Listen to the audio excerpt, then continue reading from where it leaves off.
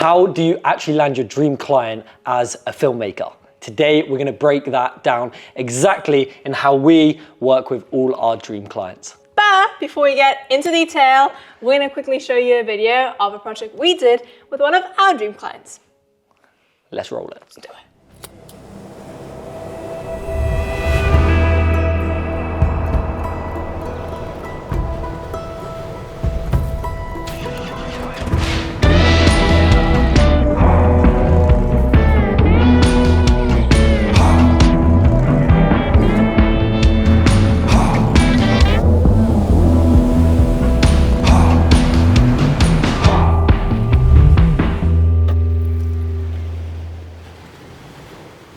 All right, we hope you enjoyed that little ad that we did for Royal Enfield. It was so much fun creating that together.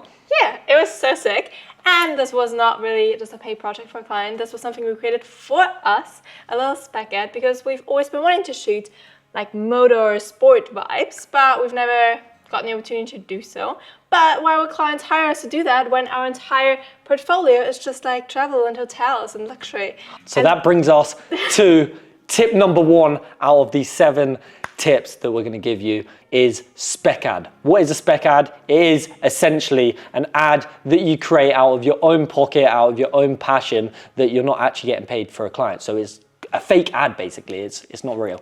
But it is amazing to have some of those because those can be 100% your style and your vision. So if a client finds you and finds that video of you and they fall in love with it, that's because it's fully your style and you didn't have to have any amends for a client. So I feel like it is so amazing to have a few of those spec ads and like passion projects for yourself. Also for you to truly understand what you want to do and what your style is. So for Royal Enfield now sees that video and it's like, wait, this is insane what they did.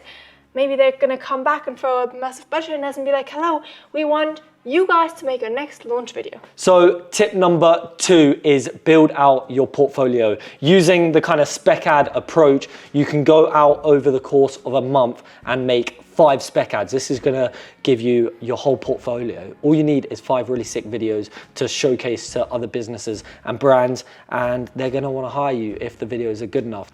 I feel like a lot of people say they want to start getting into the travel industry, but then you go into the profile of the website and there's not a single travel video.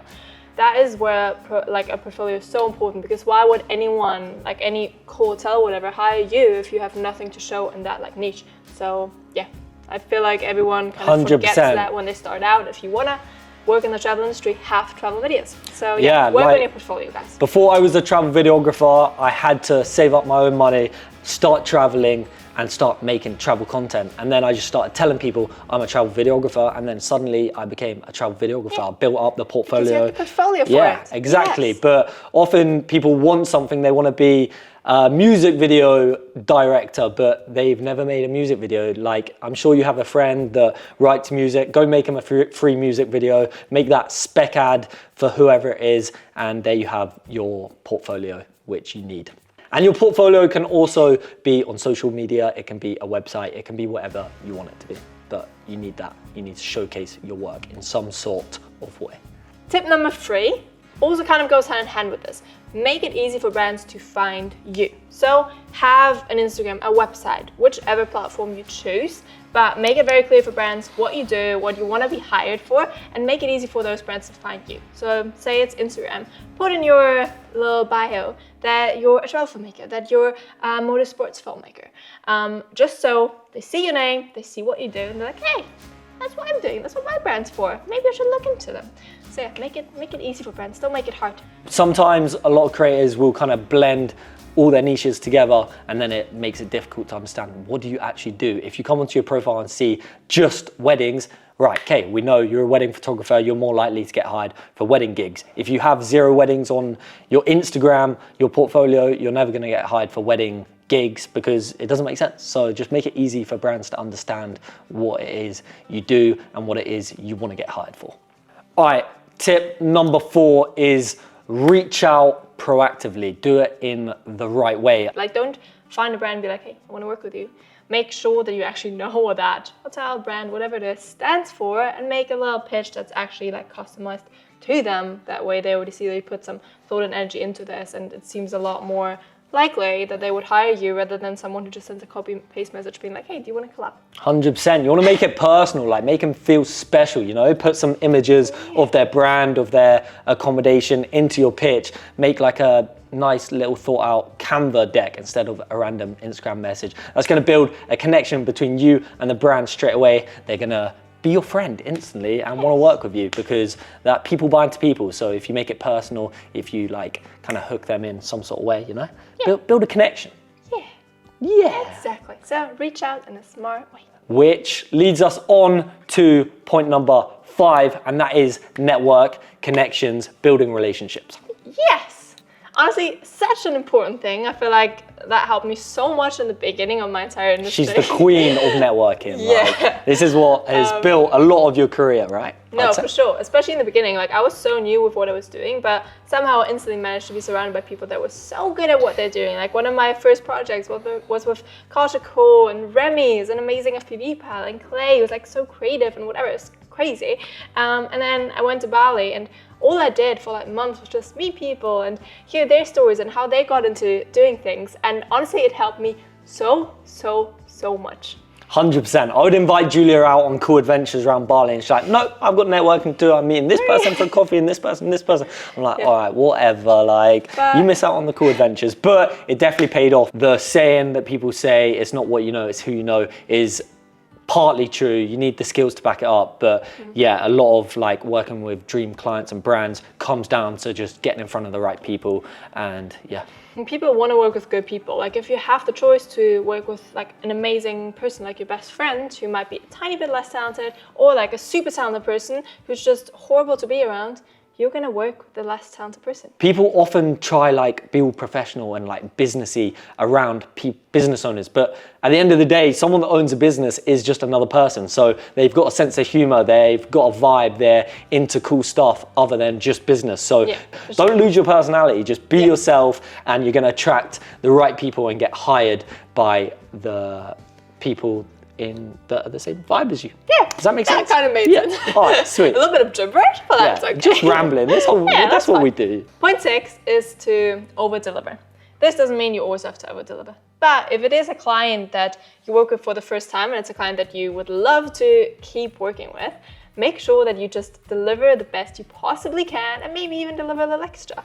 Not saying that you should totally like forget your value and whatever, but for your dream clients, sometimes it might be worth spending that extra hour to make something like extra nice. Yeah, give them a little gift, you know, a few extra photos, maybe it's an extra reel, or just something to make them smile. They'd be like, oh, wow, they like really went that extra mile with this. The little cherry on top, you know? Yeah, doesn't have to be anything crazy. Even if it's just a really cute story, shout out, but you know, something extra. If you wanna make them love you a bit more. 100%. Yeah. Point number 7, our last point, is just get your work out there. So many creatives do not showcase what they're doing, do not put their work online. I know so many talented cinematographers that are creating some of the best high-end ads and commercials out there, but they don't show what they're doing. And I'm like, bro, like you're missing out on so many like other opportunities. I just want to see your work, bro. Like, get it out there, put it on social media, stay consistent with this, and this is going to lead to you getting found by other business owners and like potential work, because that everyone is on social media, so that's where you can potentially get hired if people see your work.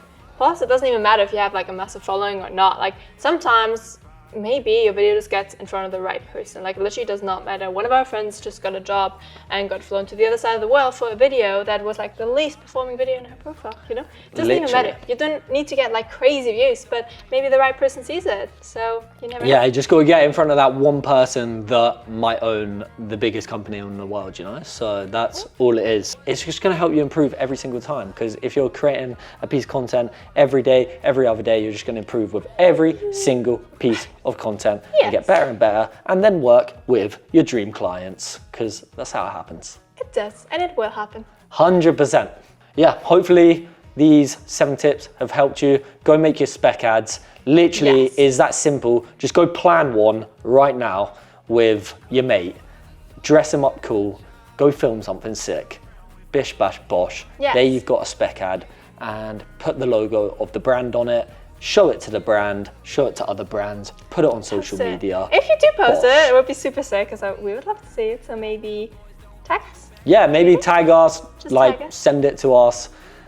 We want to see it. Like, Yeah, it would be so sick to see what you're doing, and maybe that's also a bit of a little extra motivation. If there's like a few out that are super sick, maybe we can share them or something. So Yeah. just maybe a little extra motivation to just start doing it. 100%. So hopefully this helped you. Excited to see your spec ads, and we'll see you in the next one. Make sure you like and subscribe because this is a new channel. Yeah. So if you want to see more videos of us, give us some subscribes. Is that a word? some subscribes. Give us some subscribes. We'll see you later. Bye. Subscribes. Yeah, we'll take some subscribes. It's not my first language.